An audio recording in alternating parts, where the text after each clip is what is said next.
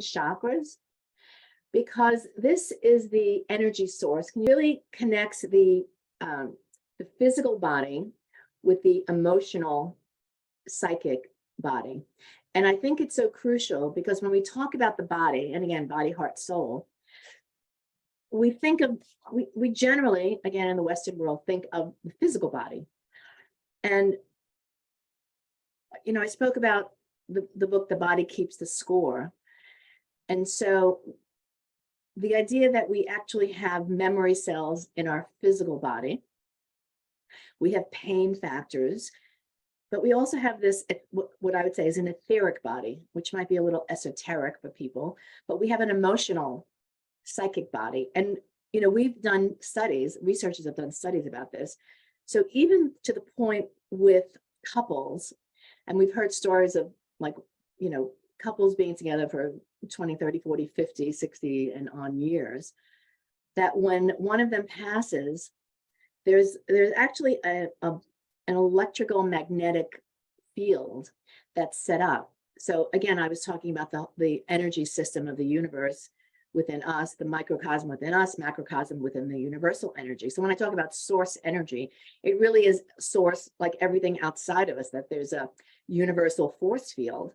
And whether you want to call it God with a big G or a little g, or you want to call it energy, or you want to call it sunlight or sunshine, there is this bioelectric magnetic chemical field, and that exists without our control and without our power, and somewhat even without our knowledge. So it's not something to believe in or not believe in. It just exists, and it is. Just like our bodies are not something like we believe in or don't believe in. It exists, and it's there, and it's this force field around us. And so I was going to say was that when people live in that close proximity and one of them leaves, and there's a feeling of loss and pain with that loss, the studies that they've done is that because you've lost this bioelectric magnetic chemical field, you feel the loss of that because you're so used to having that bonding, electrical bonding, magnetic bonding, chemical bonding, that when that is taken away, that is the pain of loss that you experience. And, you know, we kind of, I just went to my heart. I mean, you feel it in your heart. I mean, I've had heart pain from the loss of relationships, the loss of parents. I mean, you know, we've all experienced it in one way or another. But the thing is that it's not just an emotional feeling, it's actually a physical feeling. So it extends our physical body into our emotional body, into our psychological body. And, you know, in the Chinese system, there's no separation between brain and heart. There's the meshing of brain-heart connection. And so, you know, in modern medicine, what we think about now is that, you know, when I was growing up, there was a general practitioner. We didn't have specialization. So now there's specialization. So you go to one doctor for your eyes, and then another doctor for your ears, another doctor for your throat. So there's this compartmentalization that has occurred with the specialization. And in some ways, you know, it's good if you think about it, but doctors, you know, are really trained to compartmentalize their thinking as well, which is not so good. And once again, most modern Western doctors don't embrace the concept that we're a whole person. And so we're not just our ears or our eyes or our throat, because that's the way the education system works. And I know traditionally in a medical school, there's no teaching of nutrition.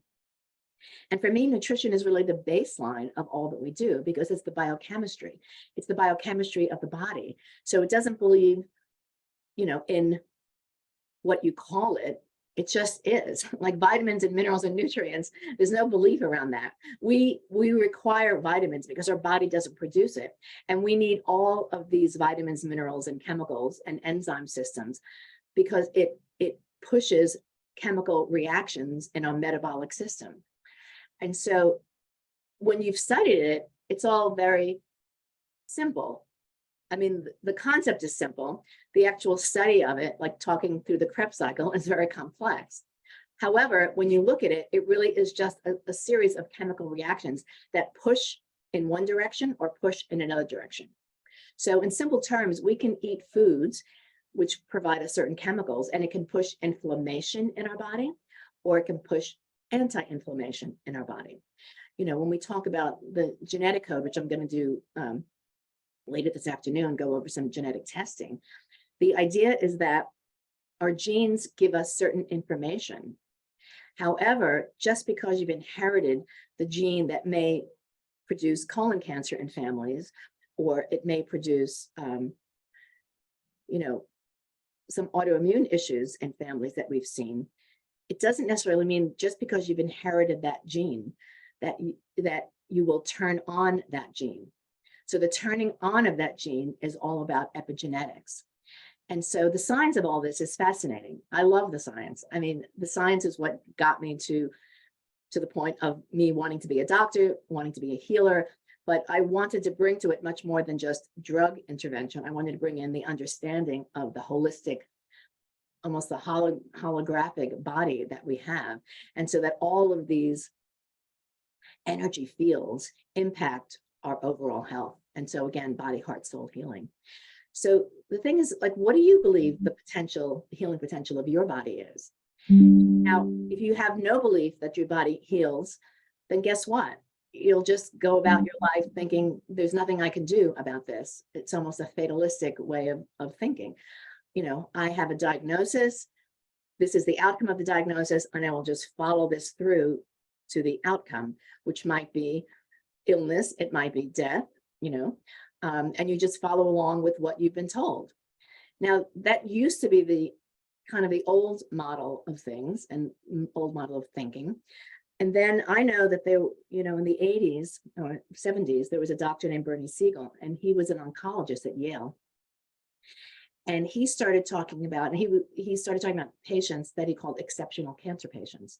And the idea with that is that there were some patients that said, no, I may have this diagnosis, but that doesn't mean what you say it means. It doesn't mean that I'm going to die in 3 months. It doesn't mean that I'm going to, you know, be bedridden. It doesn't mean that that I have to have this surgery.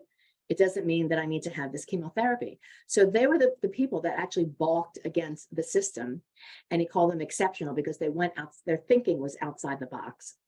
And so he developed this really innovative program for the time, because it, you know, at that time it used to be the big C word. Like cancer was just a death sentence. People were terrified of it. But he created the first program, as far as I know, in this country, that was dedicated to bringing on, you know, creative artists that would have people draw. And then they would look at the colors. So if you were, especially with children, this was pretty magnificent, because the children, being more expressive and more creative than most adults, like they would actually draw the pictures of some emotional, psychological distress. Like if their distress was about the families and maybe they felt very small, or, you know, the parents were separated or divorced. I mean, they would draw that. And then the colors represented their emotion. So all of that was interpreted, and it was really, you know, like innovative for that time. And then he brought on, you know, clinical nutritionists who worked with healing the body rather than giving it more chemicals. And he worked with psychologists and therapists, and then, you know, some of the top doctors in terms of the research that was going on. And then he's, you know, one of the things he said, which impacted me, and his book was called Love, Medicine, and Miracles, was that if a patient doesn't believe or stand behind their doctor or their diagnosis, that treatment will not work. In other words, if someone said to me, okay, you need 8 months of chemotherapy course, and I said, no way, I'm not doing it, but something kind of pushed or forced me into that treatment would not work for me. So he did documentation about that. He said, you know, that's why the whole idea is that you need a team of people around you that you trust, that are on your side, and that will work with you for positive intervention. And so, you know, in my practice, I mean, one of the thing that I would say was my call to action was that I was had an office in the West Village of Manhattan in the 80s. I started in 1984. And that was when there were people that were coming through what we called lymphadenopathy. And it was enlarged lymph nodes in the throat and in the groin area. And there was feeling of malaise, fatigue, but nobody could really identify what it was. It was just that there was a big population, particularly of men. And it seemed then, particularly of, homosexual men, that were having these symptoms, and nobody knew what it was. And then it was finally diagnosed as HIV, immunodeficiency virus. But again, there was no cure, there was no treatment, nobody really knew what to do about it. And then what was happening was that they started throwing a chemotherapy drug that had been stopped for cancer. And that was the AZT, which was like the dominant course of action. So I started seeing patients, because I was in the West Village of Manhattan, that were coming to me with all these different ailments. So I was looking at their blood tests, and sometimes their white blood cell count was 1. And when the doctors saw that, they said, "Oh, your white blood cell count is 1. You've got 2 to 3 months to live." And there were physical issues of malaise, fatigue, swollen lymph nodes, but also weight loss and diarrhea and gastrointestinal issues. And so that is what I would say was my call to action, because I said, well, let's get to basics. Let's just stop the diarrhea. Let's give more protein, because there was protein malnutrition. And let's enhance the immune system. And maybe in that way, if we just kind of address what is simplest to address, we can actually arrest the virus, because it was really the malnutrition that was killing a lot of people. Additionally, it seemed that there were very high doses of AZT. Now, clinically, when you go and look at that period, there's a lot of dissent about what was actually going on. I was a little bit in ground zero at that time. And so, the doctors that were doing work that I was doing were just looking to, let's kind of address the weight loss and the diarrhea and the malnutrition that was going on. And so that was my primary course. But the other side of it, which is how I really came about to discuss body, heart, and soul, is that, it was incredible to me that a doctor would diagnose, you have 3 months to live. And that was what I would say is my kind of heart call to action. I was incensed, really. And I thought, no one has the right to tell you, because no one really knew anything about this. And so to create a death sentence to people, I thought was just morally, ethically wrong.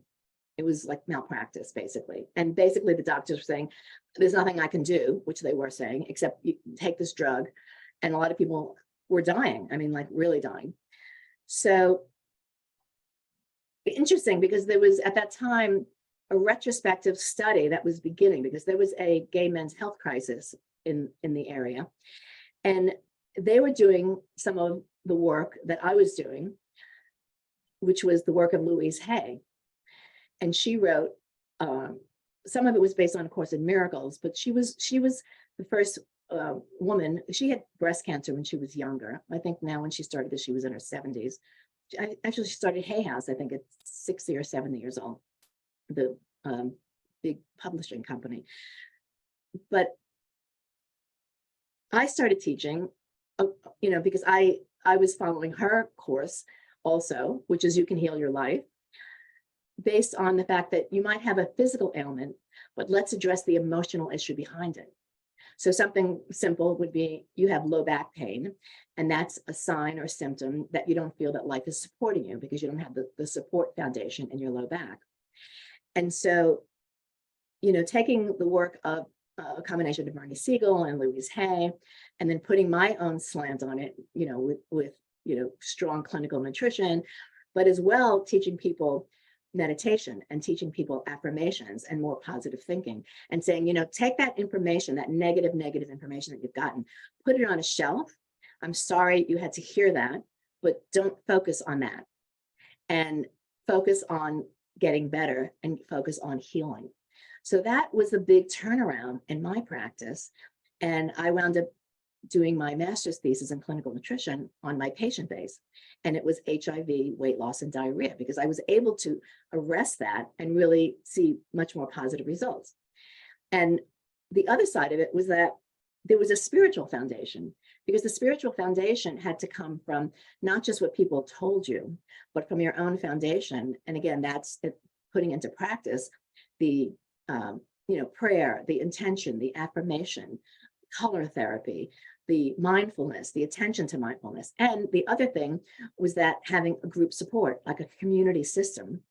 And we've seen that in studies, retrospective studies from HIV and AIDS, to heart disease with men. Dean Ornish is a cardiologist, and he did a retrospective study. And so it was a combination not only of the treatment, the nutritional treatment, because he does nutritional work as well, and not doing drug intervention and drug therapy. And not to say, I mean, there is there is room for drug intervention, but I always think first and foremost, you need to start with taking care of the body and supporting the body, and then having the right mental, emotional framework to kind of hold that.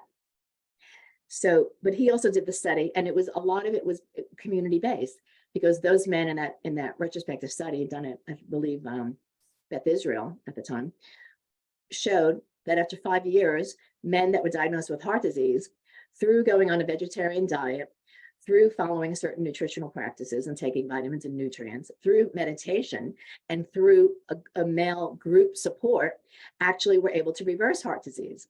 So his book was How to Reverse Heart Disease, and it was based on a male cohort that he studied of his patient base. So a lot of things were happening, kind of, I want to say alternatively, but I don't think of it as alternative. I think it more complementary, and then hence that became functional medicine. So the functional medicine was like, look into the person, look into the holistic aspect of it, look into all the aspects of it, and not just focus in on, oh, you have high cholesterol, then let's give you a cholesterol drug, which has major side effects as well. So this is really for me, the basis of my study and the basis of my heart-centered work with healing, because certainly people died, but certainly people lived. And the idea was that, and Bernie Siegel actually said this, that you're either, you're not dying, you're either alive or you're dead, right? So you don't want to be the victim, I'm dying, I'm dying, I'm dying, I'm dying, like you're just kind of speaking the words of death as you're alive. So again, health is not just the absence of disease, but health is wellness, health is aliveness, health is vitality, health is keeping your spirits up. So that's the goal of being healthy. And you can be healthy no matter what your physical condition is. You can be happy no matter what your physical condition is. You can have goals no matter what. You can set the stage of your life. So your life, no matter what is going on in your physical, emotional, mental body, can actually rise to the level of being in a healing mode. And but part of that is really asking the question, what is your pain? Is it physical pain?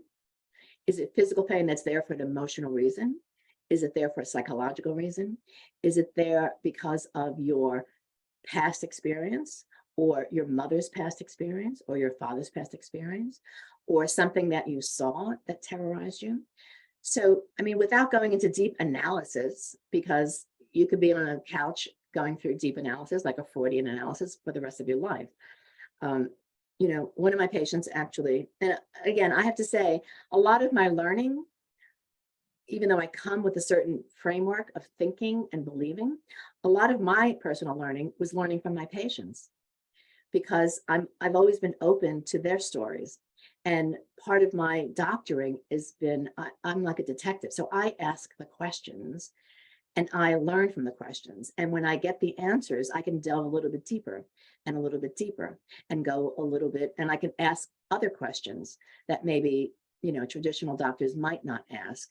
And I will go to the point of, what was happening to you emotionally at that time of that accident? What were you feeling right before that? What was going on in your life before that occurred? How long have you been feeling this? And so oftentimes it's, as Tony Robbins would say, it's the quality of your questions. It's the quality of your questions. You can ask Okay, how are you feeling? And then stop at that. "Oh, I'm feeling okay." Well, that doesn't really answer the question of what's going on in your life, what's going on around your life, what's the source of your pain, is it physical pain, is it emotional pain?